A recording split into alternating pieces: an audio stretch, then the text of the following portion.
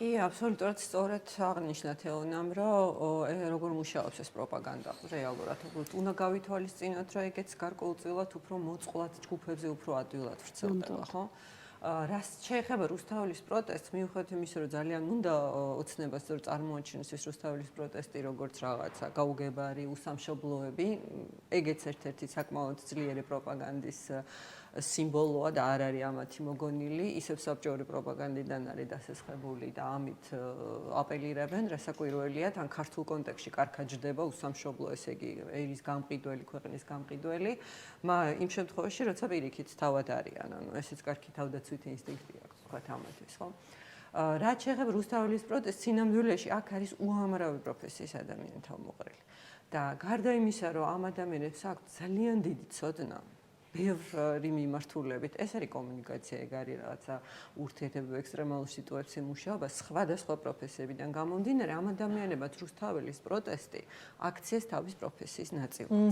ეს ადამიანები დილით რომ მიდიან და თავის საქმეს აკეთებენ, საღამოს მიდიან და იქ მუშაობენ. ამიტომ ეს ბუნებრივად მოხდა ამ ფუნქციების გადანაწილება, ვთქვათ, ვიღაცა ეძებს ადვოკატს, ვიღაცა აკეთებს სხვა რაღაცას და შესაბამისად ეს რაღაცა ორგანული ის გახდა პროცესი. და დღეს რაც არის დღევანდელი ძალიან მნიშვნელოვანი ტენდენცია, რამაც ბევრმა პროცესმა დაგვაზიანა სამწუხაროდ, იმიტომ რომ ძალიან დამღლელია, როცა ხარ ერთი წელი არა ვართ, რეალურად უფრო მეტი პერიოდი ვართ ამ წნეხის ქვეშ, ხო? და ვხედავთ როგორი არის იგივე მაგალითად პატიმრები შობლებისთვის. ფაქტობრივად იმ 4-ის მოლოდინი, როცა ქონდა რაღაცა ნაწილს ადამიანების, რომ მეორე დღეს მათი შვილები მაგალითად თავისუფლები იქნებოდნენ, ეს დღეს ამათვის არის ძალიან მძიმე, ხო? და ბევრი ადამიანისთვის არ შეუძლიათ ადამიანებს ესე მონოტონურად რაღაცის კეთება, მით უმეტეს, როცა არ ხედავს პირდაპირ შედეგს. იმისათვის, რომ დავინახოთ დიდ სურათში, რომ სინამდვილეში რამხელა შედეგი და რამხელა პროგრესი მოაქვს რუსთაველის პროტესტს, უნდა ვხედავდეთ, როგორ ხდება ეს პარალელური პროცესები და რა შედეგამდე მიდის, თქვათ, დასავლეთში, რომ სინამდვილეში რუსთაველის პროტესტის დაახლოებით 99% არის დამსახურება იმისა, რომ გვაქვს სანქციები. და ეს სანქციები რომ მუშაობს ოცნებაზე, ესეც ძალიან ათლად ჩანს იმ თვალსაზრისით, როცა ვხედავთ, რომ უკვე ერთმანეთს დაერია ფაქტობრივად კლანები, ხო?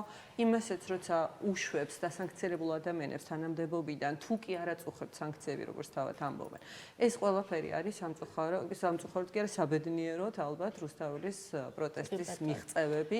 ერთადერთი რაც ეხლა აი ძალიან მოკლედ მინდა აღვნიშნო, რომ ნიჰილიზმი არის და იქნება და პროცესი, რომელსაც ცდილობს ამ შემთხვევაში ოცნება, იგივე გაძლიერებას და გართულებას, ყველაზე სერიოზული პროცესაც ცდილობს, ეხლა რაც მოხდა ბელორუსში, დააქსაქსოს პროტესტი. მაგრამ მე მგონია, რომ პრინციპში ეს რაღაცა ერთგვარი შოკი შეიძლება ესე ითქვას, არის ძალიან ბუნებრივი აი ამ მარცხის შემდეგ და მით უმეტეს ძალიან დიდი მოლოდინები იყო მართლაც 4 ოქტომბრის და თუნდაც აი არჩევნების, აი ვიცით რომ არჩევნები თავისთავად გახდა გამხლეთში, ამას დაემატა ეს რაღაც მშვიდობიანი რევოლუცია, რომელიც არ ვიცი, იყო ძალიან დიდი მოლოდინების შემქმნელი სამწუხაროდ საზოგადოების ძალიან დიდი ნაწილისთვის და ალბათ ეს იქნება მაგალითი ასევე იმისა, რომ ნებისმიერ ბრძოლას და მით უმეტეს რუსთაველის გამარჯვების უწყვეტ ბრძოლას უნდა